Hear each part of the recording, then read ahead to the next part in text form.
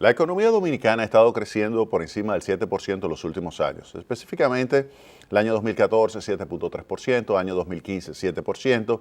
Eso significa que la economía dominicana está creciendo por 2 puntos por encima del crecimiento potencial, que es de 5%. Y al crecer por encima de ese 5%, la economía crea suficiente empleo como para disminuir la tasa de desocupación. Esto significa que el nivel de ingreso promedio de la población sube. Y al subir el ingreso promedio de la población, disminuye la incidencia de pobreza. De hecho, en los últimos 4 años se observa una reducción significativa de ese indicador, a tal punto que en agosto del año 2012 ese indicador era de alrededor de 42% y en la actualidad es de 32%. Eso significa que en los últimos 4 años la incidencia de pobreza ha disminuido en 10 puntos porcentuales y eso está vinculado con el crecimiento de la economía que genera un incremento de los ingresos. Ahora, ¿por qué crece la economía? La economía crece por varios factores, pero uno de esos factores es el desarrollo y expansión del sistema financiero dominicano. El sistema financiero dominicano lo que hace es tomar ahorro y convertirlo en inversión a través de las decisiones que tienen los agentes económicos, uno, de guardar su dinero, no consumir hoy, sino consumir en el futuro, eso significa ahorro, y lo hace, y lo guarda esto, toma esa decisión y guarda el dinero en el sistema financiero. Al mismo tiempo, hay otros agentes económicos que deciden, bueno, nosotros queremos realizar unas inversiones para aumentar nuestra capacidad productiva y necesitamos los recursos y no lo tenemos, entonces vamos al sistema financiero, este nos los presta y podemos entonces crecer.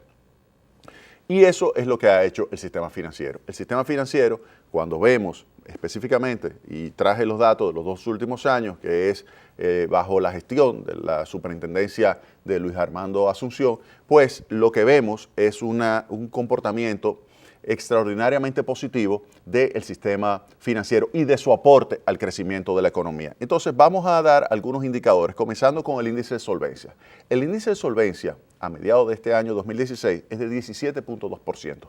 17.2% es 7 puntos por encima de lo requerido. Es decir, que hay un sobrante de capital de alrededor de 66.000 millones de pesos. ¿Eso qué significa?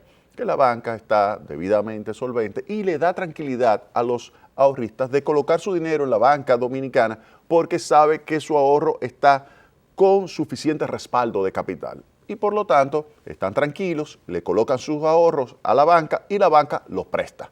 Ahora, ¿cuál es el volumen y la evolución de los activos de la banca en los 2 últimos años? Para que tengan una idea, esto se ha incrementado en 23.2% al pasar de 1.16 billones de pesos a 1.43 billones de pesos en los 2 últimos años. Y esto obviamente que favorece la capacidad de la banca de poder expandir su cartera de crédito. De hecho, su cartera de crédito subió de 697.000 millones de pesos a 862.000 millones de pesos, una variación de 23.6% en ese periodo, 2 años. Y esto obviamente que ha favorecido el aumento de la inversión. Cuando usted toma, por ejemplo, el Producto Interno Bruto y lo descompone, consumo, inversión, se da cuenta de que el consumo y la inversión se ha incrementado y la inversión se ha expandido gracias a ese financiamiento. Un financiamiento que se coloca a través del sistema bancario dominicano. Ahora, ese aumento de la cartera de crédito, ¿es saludable? Sí. ¿Cuál es el nivel de cartera morosa? El nivel de cartera morosa es de apenas 1.8%. Para ser más preciso, 1.78%. Una morosidad extraordinariamente baja. De hecho, hay algunos bancos que han experimentado reducciones significativas de su morosidad. Y lo he estado resaltando acá. El Banco de Reservas es uno de ellos, que ha reducido significativamente desde que entró a gestionar el Banco de Reservas, Enrique Ramírez, pues vemos cómo se ha registrado una caída importantísima de ese índice, de ese nivel de morosidad, de 1.78. Y las provisiones para lo que es cartera en mora, cartera vencida, cartera mala, las provisiones representan 163.8%, es decir, que el monto de recursos que la banca coloca guardadito para poder enfrentar una situación de una cartera que puede convertirse en un default o incumplimiento, pues es prácticamente el doble de recursos. Es decir, que por cada peso que tiene cartera en mora hay 1 peso con 64 centavos que está ahí respaldando esa cartera. Con relación al nivel de liquidez, la disponibilidad del sistema financiero aumentaron de 206.538 millones de pesos en septiembre del año 2014 a 278.590, es decir, una variación de 35%.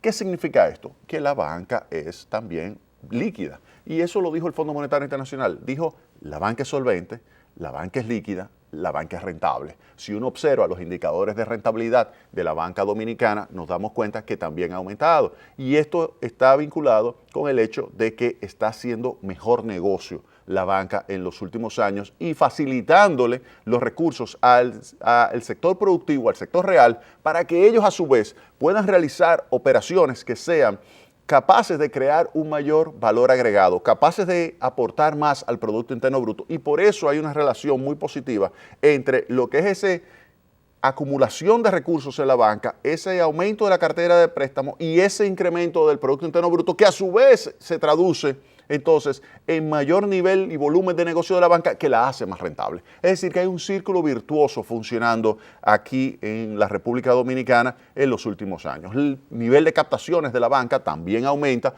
porque se da un mayor nivel de actividad económica, se genera un mayor nivel de depósitos y esto genera entonces ese círculo virtuoso. El sistema financiero también ha mejorado lo que son sus indicadores de eficiencia, los indicadores de costos e ingresos muestran una mejoría también significativa y obviamente que todo esto genera entonces un sistema financiero que es capaz de generar un buen retorno sobre los activos, un buen retorno sobre el patrimonio y también entonces un buen aporte a lo que es el proceso de creación de valor agregado directamente, porque también el sistema financiero, si es rentable, genera también un aporte al valor agregado, no solamente indirectamente a través de los préstamos, sino también directamente. Y todo esto obviamente que es muy positivo y que está vinculado con el trabajo de la Superintendencia de Bancos. Y nosotros lo hemos estado resaltando acá porque lo hemos visto las acciones que se han estado ejecutando, conocemos muy bien el equipo técnico de la Superintendencia de Bancos, conocemos su equipo que está trabajando en lo que es el departamento de riesgos, de estudios, de supervisión.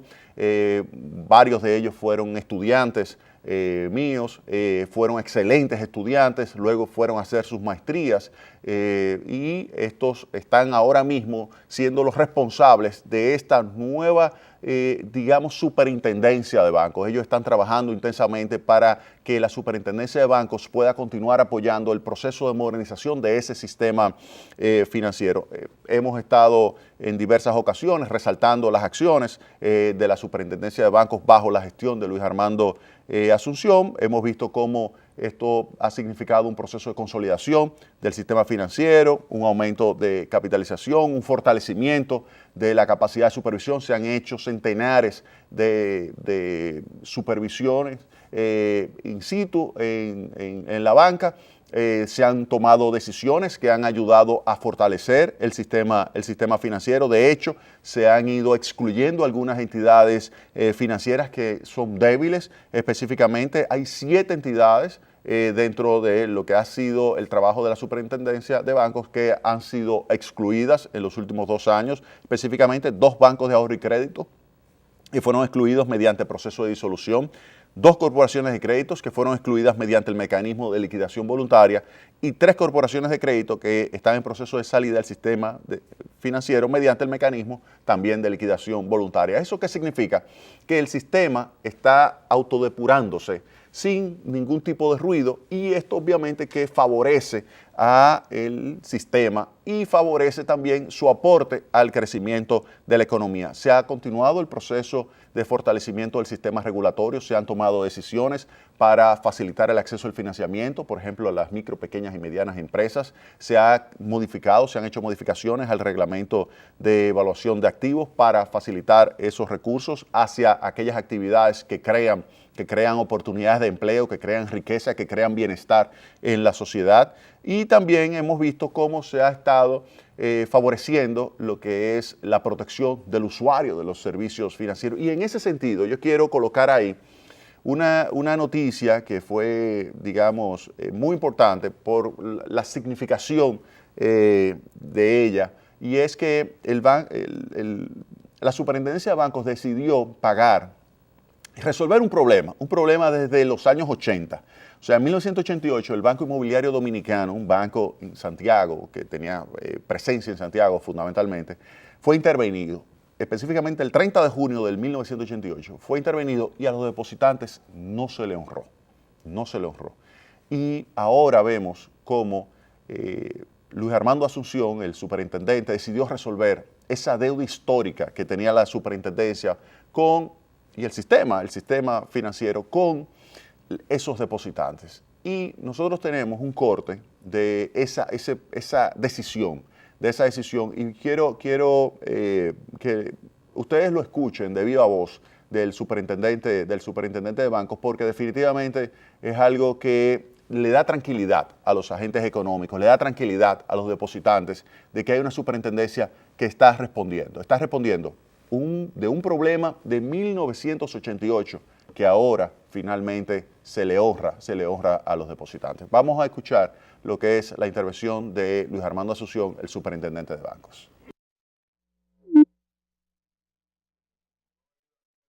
Santiago a cumplir con el artículo 88 de la ley financiera 18302 después de 28 años a la espera de poder recibir sus ahorros como lo tenían ustedes en una entidad como el Banco BID, que estaba intervenida del año 1988 y que en el Tribunal de Santiago aquí se falló en 1996 y que estaba pagando el total de lo que ustedes habían ahorrado allí.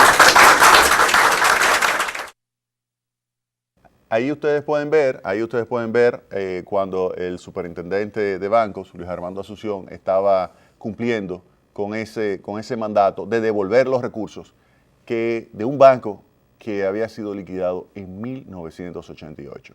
Eso hace que el sistema financiero sea más atractivo para los ahorrantes y que en consecuencia sea un sistema con mayor capacidad de convertir el ahorro en inversión y esa inversión en crecimiento de la economía. Vámonos a la pausa.